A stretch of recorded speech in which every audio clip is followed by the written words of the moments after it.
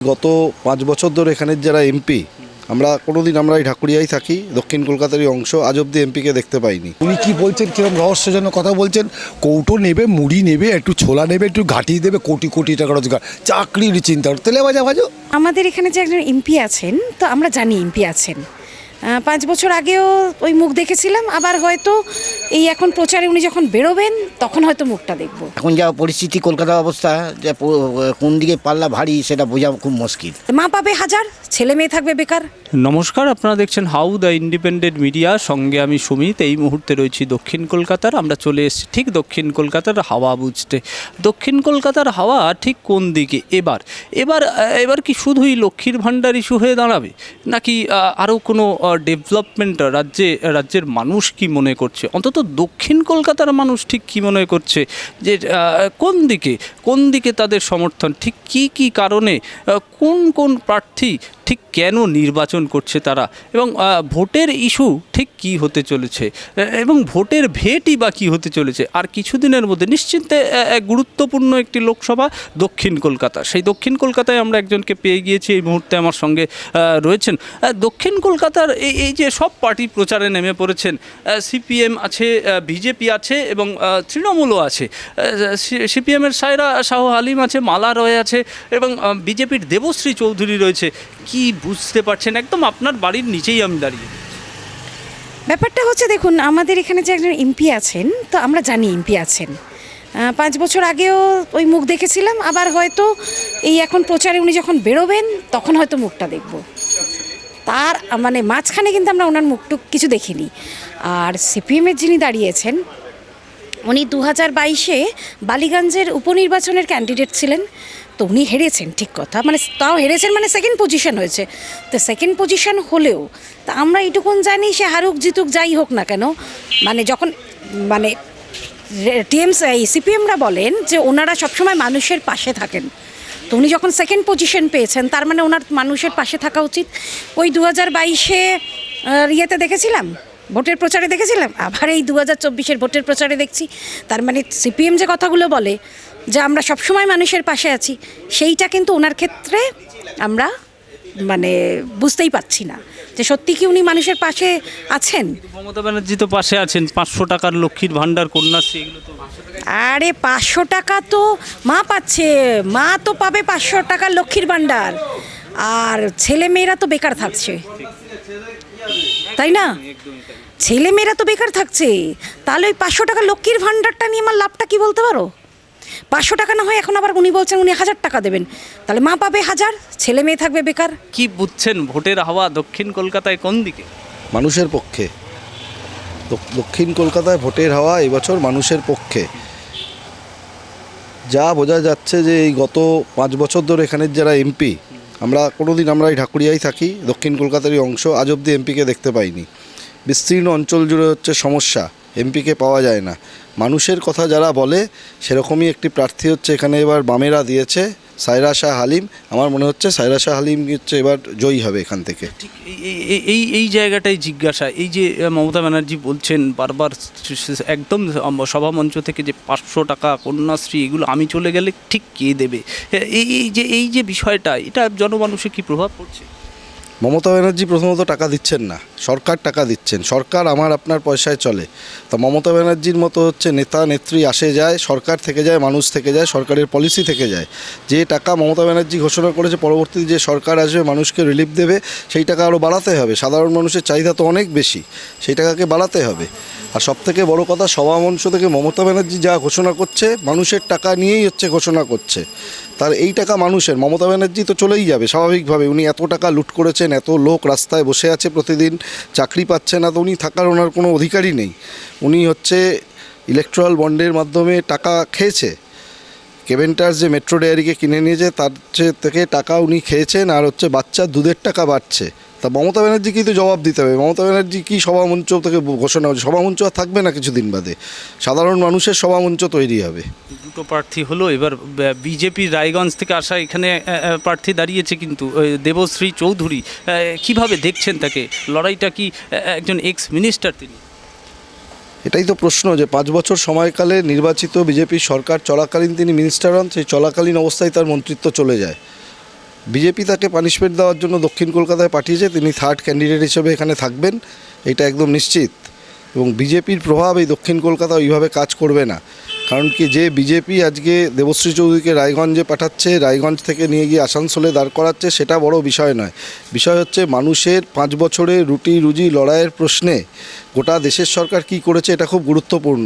Electoral বন্ডে BJP টাকা খেয়েছে, আর সাধারণ মানুষ আম আদমি তার হচ্ছে দুর্গতির অ্যাক্সেস, ওষুধের দাম বাড়ছে, মানুষের পেনশন, ক্ষুদ্র আমানত, তার উপর ঋণ কমছে। বিজেপি নীরব দর্শকের ভূমিকা পালন করেছে। বিজেপি হচ্ছে রাম মন্দিরের জন্য বাজেটে টাকা বরাদ্দ করেছে, জাতীয় শিক্ষানীতি, জাতীয় স্বাস্থ্যনীতিতে টাকা বরাদ্দ হয়নি। সেই জন্যই দেবশ্রী চৌধুরী দ্বারা কার হচ্ছে সুকান্ত ধরি মজুমদার কি ওদের নেতা আছে দ্বারা তারও পরাজয় নিশ্চিত। বিজেপি কেন্দ্রে ফিরছে না, 220 বেশি আসন পাবে না। বিজেপির অর্থমন্ত্রী তার বর হচ্ছে গতকাল প্রেস কনফারেন্স করে বলে দিয়েছে, আমরা বলছি না, একদম এটা প্রকাশিত এবং এটা প্রমাণিত সত্য, দিনের আলোর মতো প্রমাণিত সত্য। বিজেপি প্রচার করছে যে বামেরা পশ্চিমবাংলায় শূন্য, ভারতবর্ষে 7টা রাজ্যে বিজেপি শূন্য। এই ব্যাখ্যা কে দেবে? বিজেপি বলছে আপকি বার 400 পার, আর আমরা বলছি যে প্রথম ফেজের যে ইলেকশন 68-তে শূন্য পাবে, তাহলে হিসেব মিলছে না। ওগুলো সবই জুমলা। তাই দেবশ্রী দ্বারা কার হচ্ছে রূপশ্রী দ্বারা মানুষ তার নিজের প্রার্থীকে সংসদের ভেতরে তার হয়ে যে কথা বলতে পারে বেছে নেবে। রায়গঞ্জ থেকে একজন এমপি এসে এখানে দাঁড়িয়ে পড়েছেন, ভারতীয় জনতা পার্টি থেকে দেবশ্রী চৌধুরী তার নাম, এবং তারপরে রয়েছে সায়রা শাহ হালিম, তার পাশাপাশি রয়েছে মালা রয়। ঠিক কি মনে হচ্ছে? দেখুন, লাস্ট যে ইলেকশনটা হলো, তারপরে মালারা তো হ্যাবক ভোটে জিতেছিল, তাই না? 74 থেকে বেশি ভোটে জিতেছিল। কারণ হালিম যে এসছে সিপিএমের, সেকে কতজন চেনে না চেনে, ওরই তো সিম্বলের উপর যতটুকু ভোট পেতে পারে, কিন্তু হালিমকে তো কেউ চেনে না, তার অ্যাক্টিভিটিস কী আছে না আছে সেসব নিয়ে কারোর অতটা নেই। আর বিজেপি যে দাঁড়িয়েছে সেও ওই ততই বছর। এখন মানুষের অবস্থা হয়ে গেছে কি, না পাচ্ছে এদিক যেতে, না পাচ্ছে শাকের কড়াতের মতন হয়ে গেছে। আর কিছুটা ভয়, যেমন বামফ্রন্টের আমলে কথা বলছি, এই বামফ্রন্টের আমলে আমরা দেখেছি প্রথম 20 বছর তো খুব ভালো রাজনীতি করেছে, সবার সাথে ভালো রিলেশন করেছে, গ্রাম বাংলাকে উন্নয়ন করেছে, চেষ্টা করেছে। তারপরে লাস্টের দিকে যেটা হয়েছে, আগাছা জন্মে গেছে বেশি, ভালো গাছ চাপা পড়ে গেছে। ওই আগাছাগুলো ছাটাতে গিয়ে তখন কি হলো, সব একটু এদিক ওদিক হয়ে যাবে, কারণ আগাছার সংখ্যাটা বেশি হয় না। তারপর থেকে সবার মনের মধ্যে ঢুকলো বামফ্রন্টকে দিয়ে চলবে না, যদি কোনো নতুন কোনো পার্টি আসে। সেই সুযোগটা তৃণমূল নিয়েছে এবং সেটাকে কাজে লাগিয়েছে। সে অ্যাক্টিং হোক, যেই হোক, অ্যাক্টিং আমরা দেখেছি, ছবিতেও দেখেছি, টিভিতে দেখেছি, পেপারের ছবি দেখেছি, সে কোর্টে গিয়ে ফাঁসিও দিচ্ছে, এরকমও আমরা দেখেছি, তাই তো দেখেছেন তো। তো এই সমস্ত অ্যাক্টিং করে, আমি তো বলবো অ্যাক্টিং করে যে আজকে ওই সিটটা দখল করে, তার সাথে বিজেপির একটি সহায়তা আছে, যথেষ্টই আছে। যেটাতে বিধানসভা ইলেকশনে মোদিজি বলেছিলেন, তুই কী করে এখানে এসেছিস, আমাদের জন্যই তুই এসেছিস। অ্যাকচুয়ালি বিজেপিকে তো উনিই নিয়ে এসছেন, এটা তো কেউ অস্বীকার করতে পারে না। এখন 18, এখন খাল কেটে কুমির নিয়ে এলে কুমির তো কামড়াবি। যিনি আমাদের এই মুহূর্তে ক্যান্ডিডেট হয়েছেন, বিশেষ করে যিনি মানে একদম রানিং এখানকার এমপি রয়েছেন, মালা রায় দিকে আমরা তো কখনো দেখতেই পাইনি। ওই যে বললাম 5 বছর আগে দেখেছি, আবার হয়তো এই প্রচারে যখন বেরোবেন তখন দেখব। এবার এখানে যিনি এই মুহূর্তে বিজেপির ক্যান্ডিডেট, আর সায়রা শাহ আলিমের ক্ষেত্রেও আমি বললাম ওই একই অবস্থা। এখানকার যিনি বিজেপির ক্যান্ডিডেট, তিনি কিন্তু রায়গঞ্জের এমপি মানে ছিলেন, এবং উনি একটা সময় 2 বছরের জন্য মন্ত্রীও ছিলেন। সেই সময় উনি প্রচুর কাজ করেছেন, এবং এমপি থাকাকালীনও উনি অনেক কাজ করেছেন রায়গঞ্জের জন্য। আমি তো দক্ষিণ কলকাতার মানুষকে বলবো যে রায়গঞ্জের যে কাজগুলো উনি করেছেন, সেই কাজগুলো একটুখানি, এখন তো প্রত্যেকের হাতে স্মার্টফোন আছে, তাহলে সেই স্মার্টফোন ঘেটে কিন্তু দেখলে আমরা বুঝতে পারবো যে এমপি ল্যাডে তো একটা টাকা দেওয়া হয়, সেই টাকাটা উনি কতটা কাজ করেছেন তার নিজের এলাকায়। তো সেই রকম আমি তো মানে সত্যি কথা বলতে, আমাকে যদি বলেন আমি বিজেপিকেই সাপোর্টটা দেবো, একদম সোজাসুজি বলছি পরিষ্কারভাবে। কারণ এই 5 বছর কি কারণে আপনি সমর্থন? ওই কারণেই সমর্থনটা দেবো যে 5 বছর তো একজন এমপিকে দেখলাম, তাকে তো 5 বছরে আমরা দেখতে পাইনি।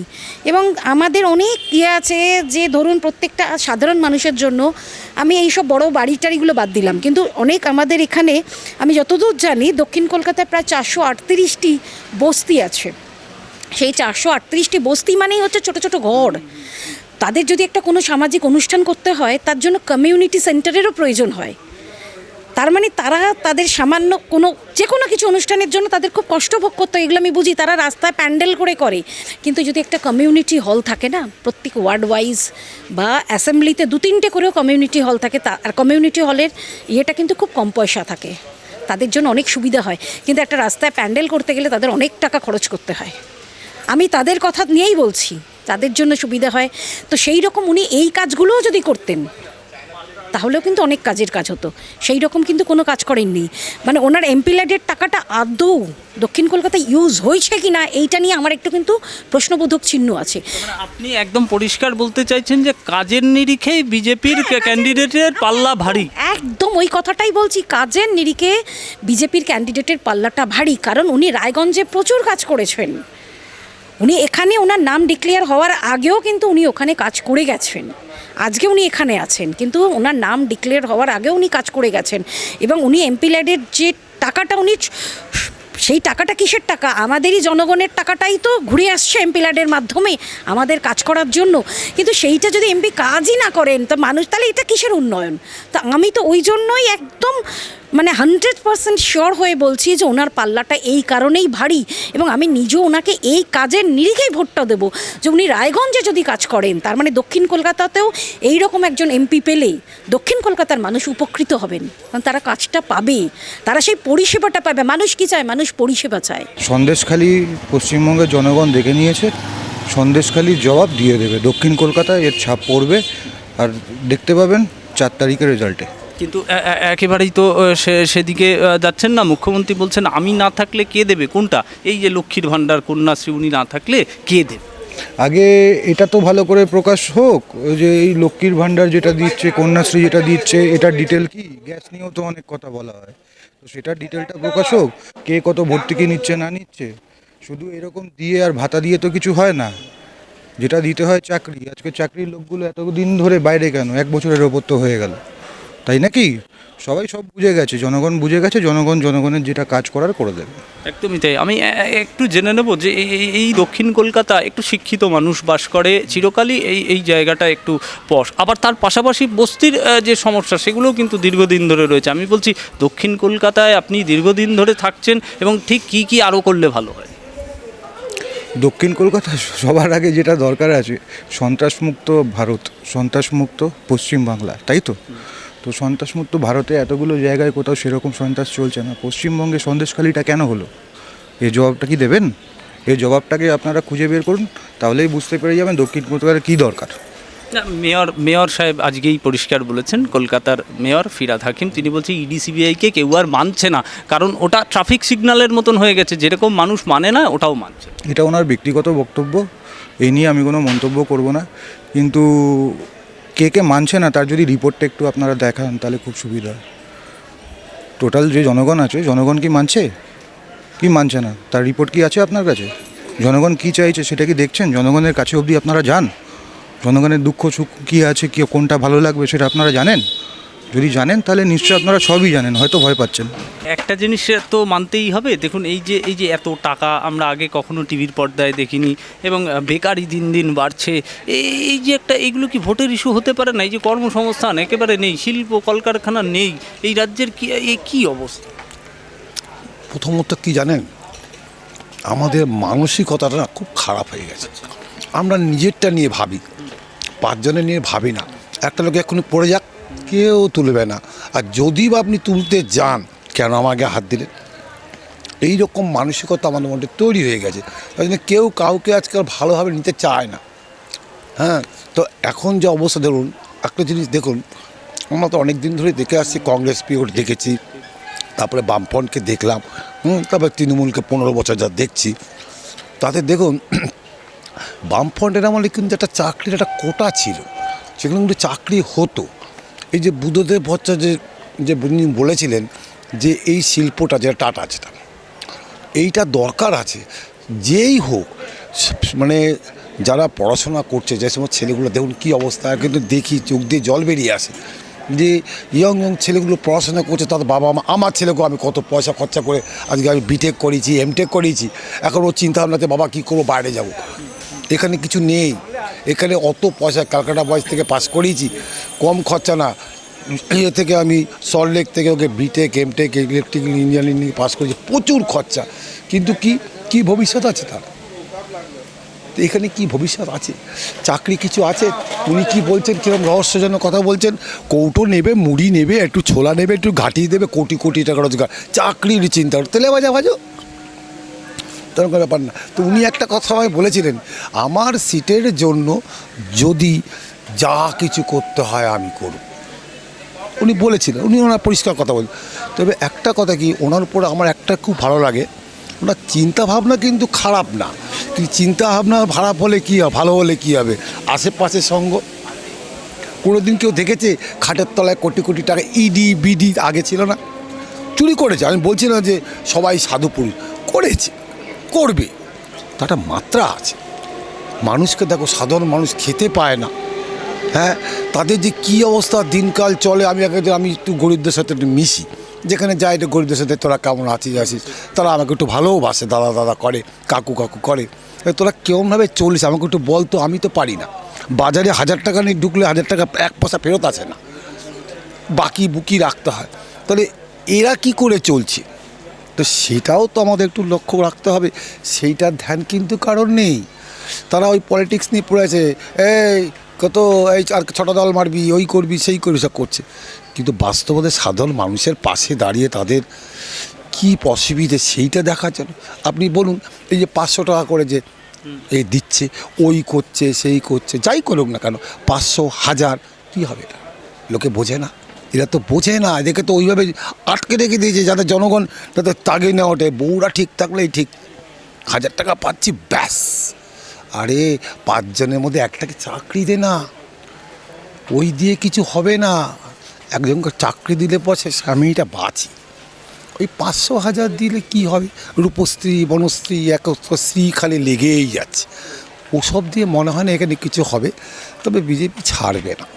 বামফ্রন্ট কতটা কী করতে হবে সেই সুযোগটা এরা যেমন নিয়েছে, বামফ্রন্ট পারছে না, অতটা ফেস করতে পারছে না। কিন্তু আমি তাদেরকেও জিজ্ঞেস করি, আমার সাথে সবার সাথে হাওয়া আছে দক্ষিণ কলকাতায় বিজেপি।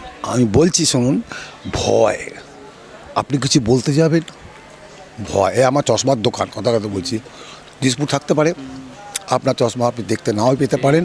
আপনি তখন আমাকে বলতে পারেন যে দেখো অসুবিধা আছে, আমি করে দেবো, আবার এটা আমার দরকার, আপনি দেখতে না পান, পয়সা দিয়ে করছেন। তো একটা রিপেয়ারিং করতে দিয়েছিলাম, কথা তৃণমূলের কথা বলছি, রিপেয়ারিং করতে দিয়েছে, সেই রিপেয়ারিংটা নিতে এসে 7 মাস 8 মাস পর আমি তাকে বলেছিলাম হবে না, কিন্তু সে এমন একজনকে, এখানকার লোক নাম বলবো না, নিয়ে এসে সে তার গলা মানে পিএইচডি করা আর কি, গালাগালি খিস্তিতে পিএইচডি করা আছে।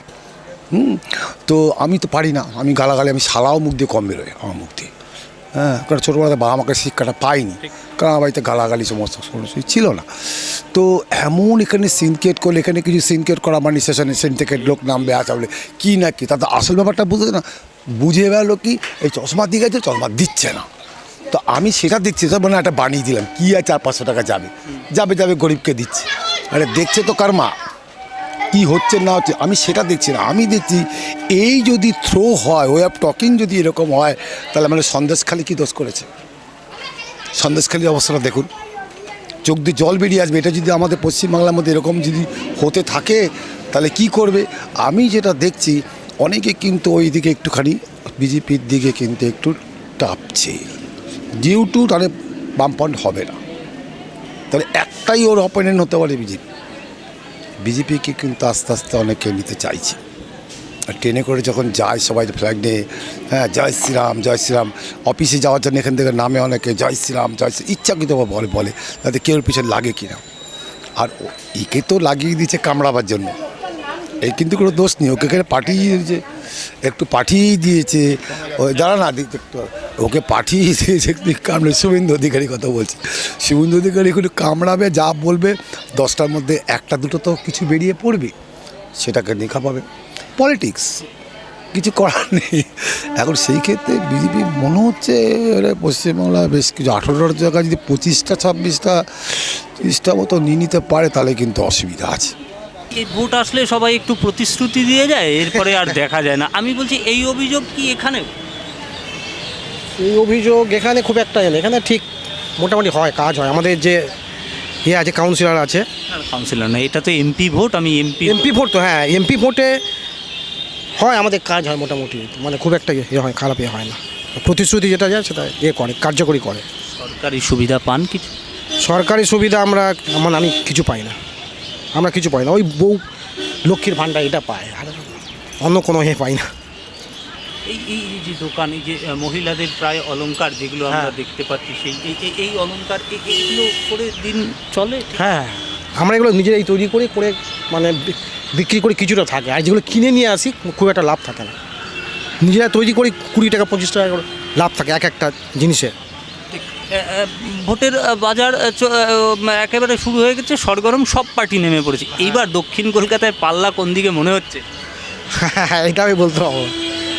কেন আমাদের এখানে বরাবরের জন্য মানে তৃণমূলই মানে ইয়ে আছে, তৃণমূলই এটা ভারী। এইবারে ওই সব সন্দেশখালি ফেলে বিভিন্ন রকম ঘটনা ঘটেছে, তারপর ওই সন্ত্রাস ওই সব হয়েছে, ওই শিক্ষা ক্ষেত্রে সব ক্ষেত্রে আমরা যখন প্রত্যেকে ভোট দিতে হয়, এবারে ঠিক মানে বলা মুশকিল। আমরা যখন ভোট দিতে যাই একটা জিনিস তো মাথায় নিয়ে যাই যে এই জন্য আমি একে ভোট দিলাম আর একে দিলাম না, এইবার কি এফেক্ট হতে পারে? হ্যাঁ, আমি করি কিন্তু ইয়ে করি, তৃণমূল করি, কিন্তু আমি বুথে পুলিং এজেন্ট আমি, তাহলে সেই হিসাবে আমি বলবো তৃণমূলই এখান থেকে।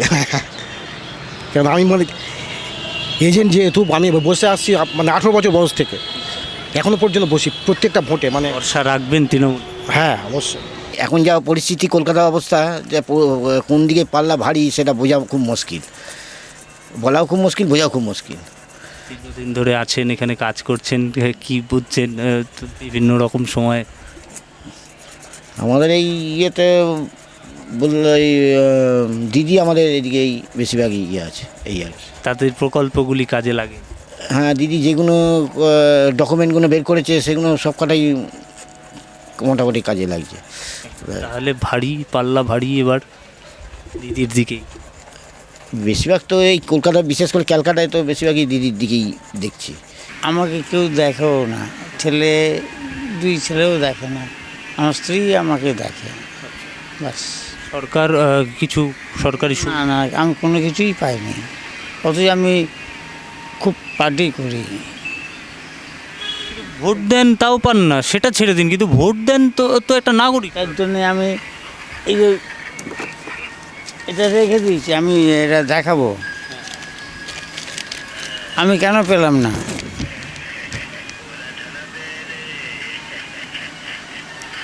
আমি বলে দিয়েছি, আমি পেলে ভোট দেবো, না হলে দেবো না। কি দাবি? এই গাড়ি আমাকে একটা হুইল চেয়ার? চেয়ার বলতে কি আমি নিজে চালাতে পারবো, নিজে চালাতে পারবো, মানে প্যাডেলওয়ালা ওই গাড়িটা হলে আমার সুবিধা হবে। ফলে আমি এখানে তো বসে আমার কোনো ইনকাম হচ্ছে না, আমি ঘুরে ঘুরে কিছু যদি বিক্রি করি, ওই গাড়িটাকে যদি সাজিয়ে আমি যদি বিক্রি করি, মানে খাবারের জিনিস, তাহলে পরে আমি মনে হয় আমার ওষুধপালা কিছু কিনতে পারবো। আমার পা তো সরু হয়ে গেছে, এই বাম পাটা সরু হয়ে গেছে, দেখুন, দেখুন ভালো করে দেখুন, বাম পা সরু হয়ে গেছে। আমি পার্টির উপরে আমিও এরকম বলে দেবো, আমি বলে দিয়েছি পার্টিকে। এবার তো ভোট চলে এসছে, সব পার্টিরা এসছে নিশ্চয়ই। আমার কাছে হয়তো আসবে না, কিন্তু আমি ভোট হয়তো বয়কট করে যতক্ষণ না গাড়ি পাবো, আমি বলে দিয়েছি।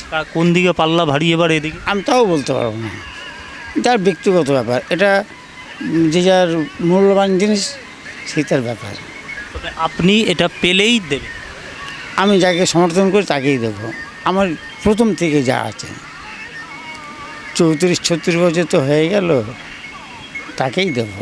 অতএব যদি পাই, যদি দেন, পৌরমাতাও জানেন, আমি বলেছি ওনাকে, আমি বলেছি, আমার ভাগনা বলেছে আমার নাম করে, আমার সামনেই আমি দাঁড়িয়েছিলাম।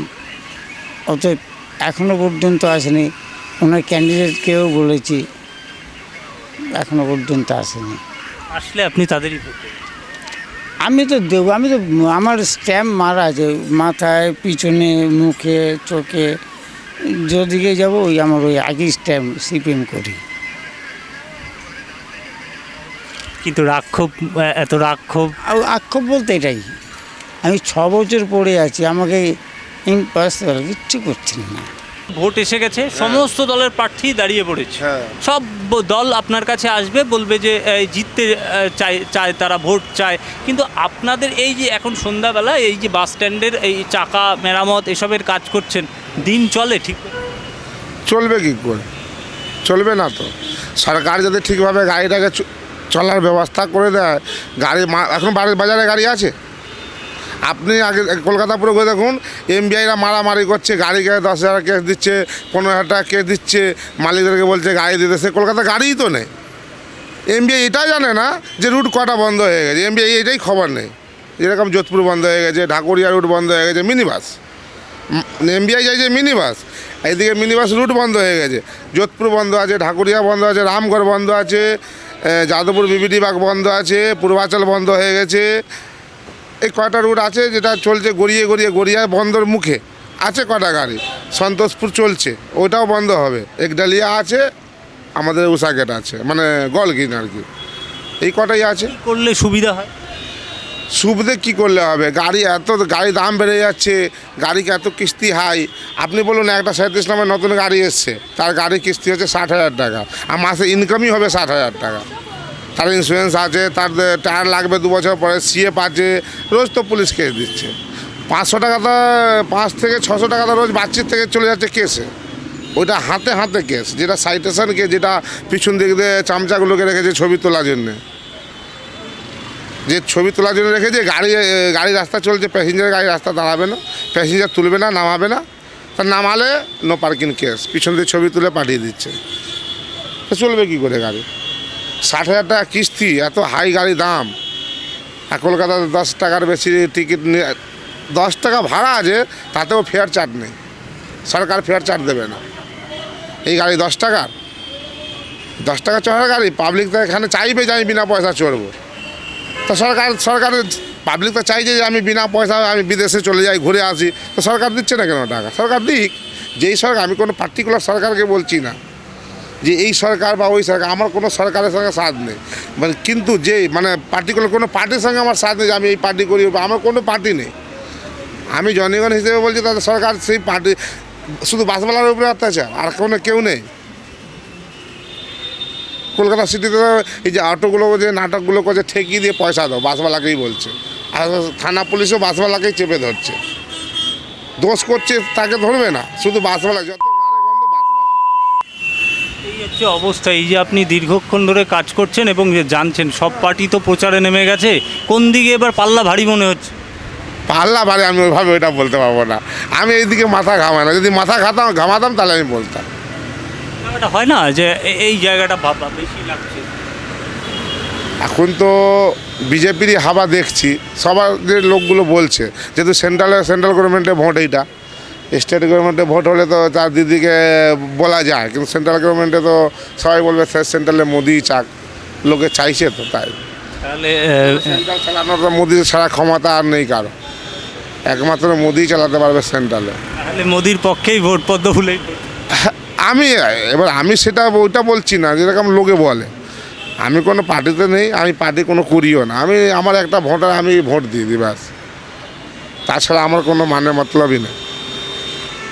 পার্টির কালারেও আমি যাই না, আর কে পার্টি কী করছে আমি ওইটাও দেখি না। আমার শুধু নাট বল্টু খোলার কাজ, নাট বল্টু খুললে পেট ভরবে, আমি ওই কাজটাই করি। একদম তাই। রাস্তাঘাটের অবস্থা কি এখন ভালো? রাস্তাঘাটে সেরকম কিছু নেই, গাড়ির তো একটা চাকা চলবে রাস্তার উপর থেকে, সেই না? সে মোটামুটি রাস্তা ঠিকই আছে, সেরকম কিছু নেই। সিগন্যালের প্রবলেম? সিঙ্গেল তো কলকাতা পুলিশের সিঙ্গেল কোনোদিনই ভালো হবে না, ওই বলা বেকার। যদিকে সিঙ্গেল ফেল কেস যদি নিয়ে সরকারের দরকার আছে, তো সবুজ থেকে একেবারে লাল হয়ে যায়, হলুদ হয় না। এই তো আমাদের ঢাকুরিয়া সিঙ্গেল দেখুন, রিডিং সকালে ভালো থাকে না, একদিকে যখন সিঙ্গেল দেবে, একদিকে যে লাল হবে, তো রিডিংটা তো ওখানে কমসে কম 2 সেকেন্ড থাকবে, কিন্তু এদিকে রিডিং শেষ, এইদিকে লাল হয়ে যাচ্ছে, হলুদ হওয়ার কোনো চান্সই নেই। তো সিঙ্গেল অটোমেটিক ফেল হবে, অ্যাক্সিডেন্ট হয়ে যাবে এখানে, যদি দেখে লোক না যায় তো অ্যাক্সিডেন্ট হবে এখানে। এই তো কলকাতা পুলিশের সিঙ্গেল। আমার কাছে কথা হচ্ছে যে সিঙ্গেল যখন চলছে, তা সিঙ্গেলের রিডিং থাকা দরকার তো। কলকাতা পুলিশের কি পয়সা নেই যে সিঙ্গেলের রিডিংটাকে ঠিক করে রাখা?